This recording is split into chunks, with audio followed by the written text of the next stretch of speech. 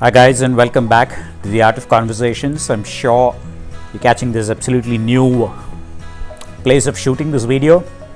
Thought would bring a breath of fresh air. Well, the purpose of today's video is really to address a couple of questions that we've received since the last video that we put out. And there were broadly two questions, and I thought we should answer both.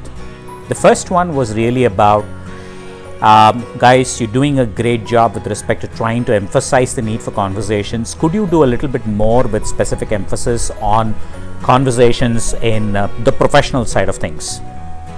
Absolutely. And I think as a charter of where we want to take this, we will get there. But we do think that fundamentally, there's a lot that needs to be done in the realm of personal relationships at this point.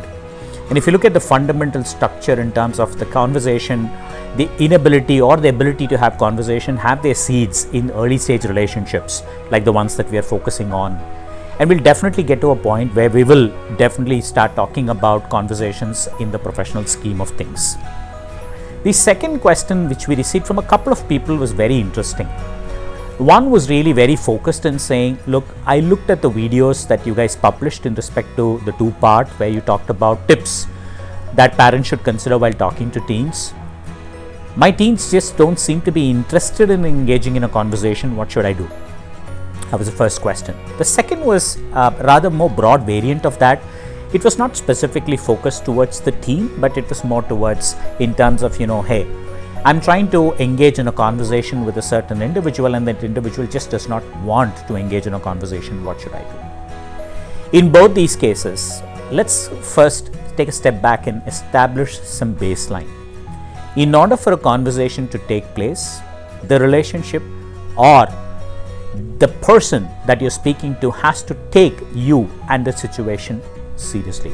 The stakes have to be high enough for the two of you to engage in that conversation. It needs to mean something. You cannot draw a person into conversation against their wishes. Period. It doesn't matter if it's your own kith and kin, or if it is somebody that you know, it's a friend, an acquaintance, whoever that might be. It is critically important that the two people in question need to be invested enough in order to make things work. A conversation is a means, and a very important one, in order to establish and create that safe atmosphere for exchange, whatever that exchange might be in terms of speaking to one another. So it doesn't matter that whether it's your child that you're trying to have a conversation with or anybody else. Drawing somebody into a conversation against the wishes is simply not going to work. Conversation is a two-way street. It takes two to tango, very much as relevant and important even in the realm of conversations. Now, having said that, there are reasons why people may not want to engage in the conversation because of certain things that we might be doing. Let's say from a parent standpoint that we have already covered, or from a teen standpoint, which is what we will focus on. There are certain things that we can personally do, not to be a put off so that people don't engage in the conversation. But having said that, there could very well be the cases like some of you brought up saying that people are simply not interested in having the conversation. Now, what to do in that case? Well, walk away. Don't beg.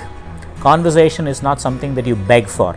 A conversation is something that you engage in, which means there is a certain level of equality in whatever terms that people bring in that becomes the critical ingredient for that meaningful exchange of thought, words and ideas to take place.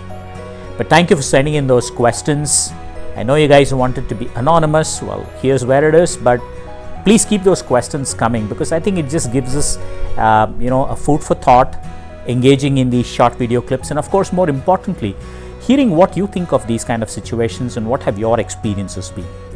Well, until next time, which is going to be a two-part series again, but this time directed more towards the teen. So keep watching, keep sending that feedback in. Thank you very much. Bye until next time.